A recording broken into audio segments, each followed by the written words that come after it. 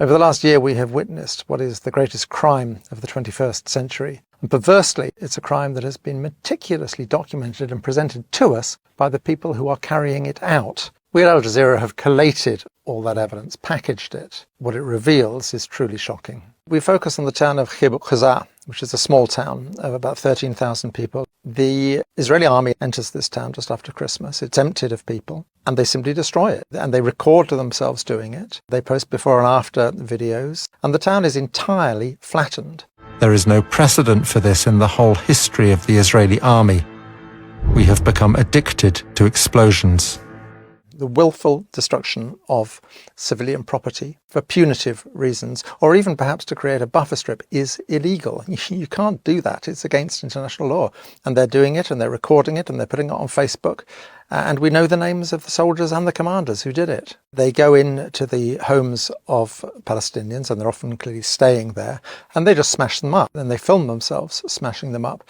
They also delight in going through women's underwear drawers, and this is a sort of recurring obsession. You have to see Israeli soldier videos in the context of the broader output of Israeli society. If you gave me a button to just erase Gaza, every single living being in Gaza would no longer be living tomorrow, I would press it in a second.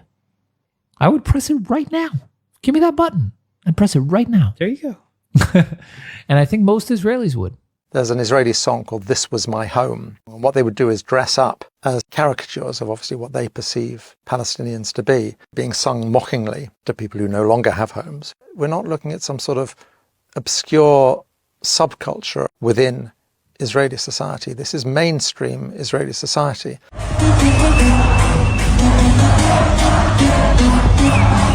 When people tell you who they are, believe them. It's an entire nation out there that is responsible. And we will fight until we'll break their backbone.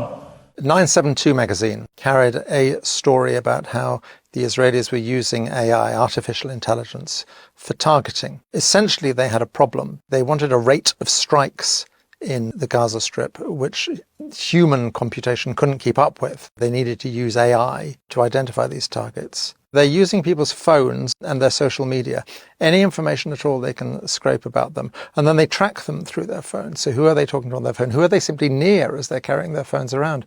And they have a little league table. And if you accumulate enough points, you can be killed. The terrifying thing is, how do you kill them? Where do you kill them? And they reached the calculation that it's much easier to kill people when they're at home, which is where the second bit of software kicks in, which is called Where's Daddy? The naming is indicative of a fairly dark sense of humour. They track you.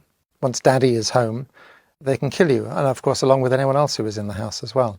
It's astonishing what Israeli soldiers do put on film, but that raises the question of what they don't put on film. You very rarely see them actually fighting. Every now and then you'll see them all firing their guns, but usually pretty clear there's no incoming. On the other hand, what you see a great deal of is them dressing up in women's underwear. Has Israel managed to destroy Hamas? I would point to a really simple, common sense thing. Israeli soldiers have posted thousands of videos online. The IDF, the Israeli army, repeatedly posts videos online. Scour those videos for the bodies of dead fighters, and there's remarkably few. I remember 20 years ago in Afghanistan when the Taliban fell, before the age of social media, and I remember making films about that, footage with piles of corpses. It's extraordinary how few dead Hamas fighters we are seeing. Another extraordinary facet of this conflict is the repeated attacks on hospitals. They have assaulted every single one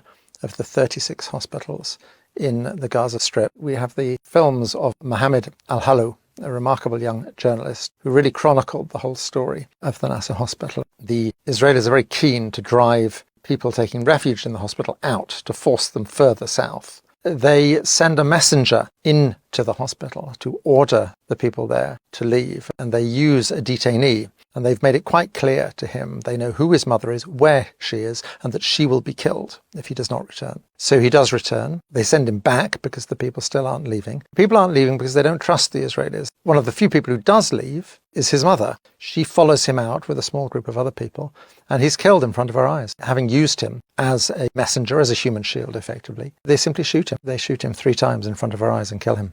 What is extraordinary about so many of the soldiers' videos is the sense of impunity they have. One particular video is the 202nd paratroopers. When they left Gaza, individuals within that unit put together a video. It's like a commemorative video, and it's edited and it's set to music and so on. It's been up on YouTube now for 6 months. It includes 3 men, separate incidents, men who are shot by snipers. They are putting up the killing of people who are clearly unarmed. And for soldiers to post this in their own names shows a sense that they simply don't have to account for their actions at all. Deaths by snipers are very common in the Gaza Strip, and it's not just adult men. There's a particular shot of a child, a young boy, who was shot at the gates of the Nasser hospital. It's then too dangerous to collect the body. If you're a sniper, you know who you're shooting. You've got very good sights and you know perfectly well what you're looking at. Mohammed al-Helou, he is almost killed numerous times. One of the occasions is he's shot. He's wearing a flak jacket. They've actually managed to hit the thing that says press. One of the dreadful things about working as a journalist and as a human rights worker during this conflict, not only do you not have sort of immunity, as it were, you are positively a target. Detainees are clearly abused when they are first taken prisoner. We've all seen the images of them stripped to their underwear. It's clearly designed to humiliate. We gathered accounts in the Gaza Strip of people being beaten. We have a picture of one man who had a Star of David carved into his back. In a way, for many, this is just a prelude to when they're taken into Israel, to these detention centres. In our film, we have one grotesque eyewitness account of a dog being used to rape someone. لفجأة جردوه من ملابسه السفلية. إجا كابتن كان موجود، إجا زي وضع مادة إشي حاجة إشي يعني على مؤخرة الشاب، وأطلقوا كان في كلب موجود، أطلقوا عليه الكلب. كلب هذا يعني كيف أقول لك، مش مارس الجنس، اغتصب الشاب، اغتصبوه في معنى الكلمة. UN report at the end of June identified 53 individuals who have been killed in Israeli detention. There's a report on Israel's Channel 13 broadcasting to the world, advertising the fact, celebrating the fact that these men spend 24 hours in complete darkness with a single hole for a toilet, in handcuffs, chained together with leg cuffs. The whole focus of the report is clearly the Israeli public, and what they're trying to stress is how badly these people are being treated, because clearly the political issue within Israel is whether they're not being treated badly enough. של אינוס, בעצור כפות, זה לא מעניין אותך? בגדול, עוד פעם, זה מעניין לי את העכוז מה עשו לאיש חמאס הזה. אני כל הזמן זוכר, קודם כל, הדבר היחיד שמבחינתי הוא בעיה פה, זה שזו לא איזושהי מדיניות מוסדרת של המדינה להתעלל בעצירים. כי בגדול, זה גם, קודם כל מגיע להם, וזה אחלה נקמה שאנחנו צריכים לתת להם. ודבר שני, אולי זה גם ישמש אותנו קצת יותר כהרתעה. No one can hide here. No one can pretend they didn't know what was happening, because the Israelis were shouting it in our faces. The double standards of Western media, of Western politicians, are just breathtaking. I mean, you just have to look at David Lammy and Keir Starmer's response to the Iranian attack on Israel, which didn't actually kill anyone. I utterly condemn this attempt by the Iranian regime to harm innocent Israelis. And they were straight to the lectern condemning it in a way that they have not condemned the Israelis, who have killed over 40,000 people. It's quite clear that the lives of one group of people are worth more than the lives of another group of people.